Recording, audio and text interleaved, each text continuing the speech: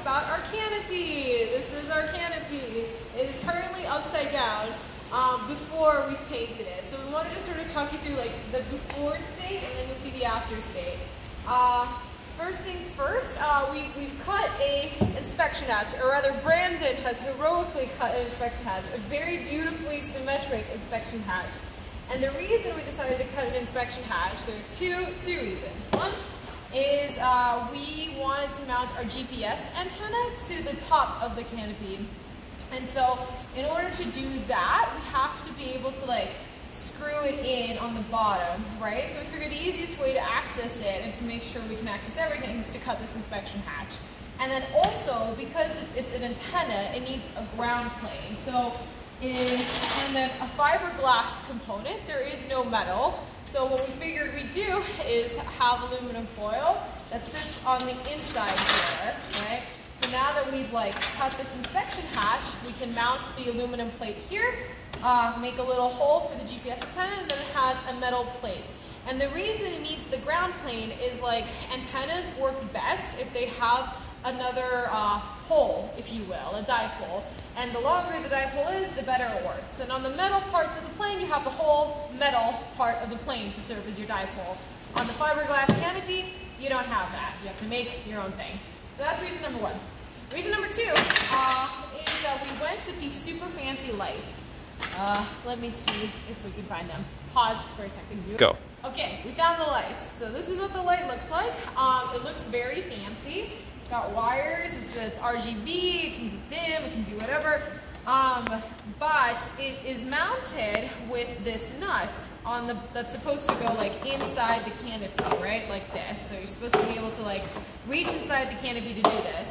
And without an inspection hatch, there's not a lot of things you can do. Like on the Facebook page after we decided on this inspection hatch idea, I saw some people like 3D print roof nut mounts, essentially, that go on the outside of these holes for the canopy, which is a solution, but since we were going to cut an inspection hatch anyway, we decided it can do double duty. We mount the light on the top, we put this nut guy inside, and now we can reach everything because we have this inspection hatch. So, that's the inspection hatch. Yeah, let's see, what else did I want to talk through? The other parachute cables? Yeah, the parachute cable. So, our hanger mate Claude decided he also wanted to mount the GPS antenna on top, but he did not decide to do the inspection hatch idea, which, like, fair, you know, you're cutting a hatch in the canopy, like, I get it.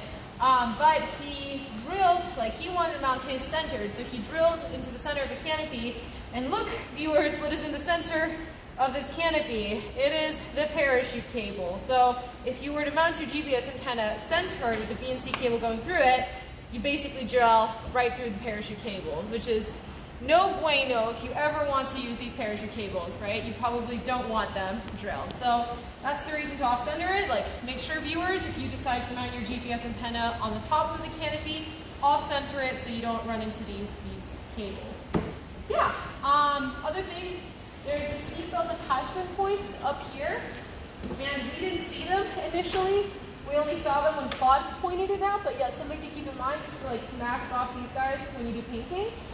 There is also like, I don't know if you can see it, but there's a little tubey that runs through the canopy, and the tubey exits on this side. So if you were to run your wiring, this would be the logical place for you to run your wires. Enter through here and exit out of the tubey here. I don't think, like, Evan's video talks a little bit about it, but just make it clear, like, this tubey extends all the way through here. So even if you were to not cut the inspection hatch, like, you could still access this, like, tubey. We obviously didn't realize this tubey was here until after we ran our cables through the parachute channel on the opposite side, which is fine, but you guys can learn from our mistakes. Like, there is a special tubey for your purpose. Yeah. Last thing, we're going to paint our canopy with this like special soft touch Sherwin Williams paint. It is very soft to the touch and feels nice, and it's this pretty gray color. And yeah, we're gonna see how it turns out. We're planning to do 3 coats. We'll do 1 today, 2 tomorrow. It's a little bit wet, and we don't have a ton of time today, so that's why we're only doing 1. But yeah, well, stay tuned. We'll see how it turns out. Bye. Hi viewers. Okay, we have now painted painted the canopy, and look, it is gray. I don't know if you can actually tell that it is a different gray than it used to be, but we swear it's a different gray than it used to be, and it is now soft to the touch. It turned out pretty well. We're pretty happy with it. Yeah, it's difficult to scratch off. We tried with our fingernails, so we haven't tried with pliers yet. And ta-da! Look how good of a job Peter did. He was the one who mostly did the painting. So thank you, Peter. Yeah. Pleasure.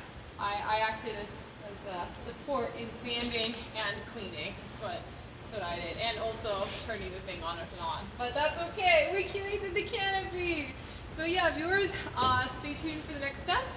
We're going to mount this and to the airplane. And then we're going to mount the engine this weekend, and that'll be very exciting. So, yay, thank you for joining, thank you for watching, and hope you guys enjoyed this video. Thanks, bye!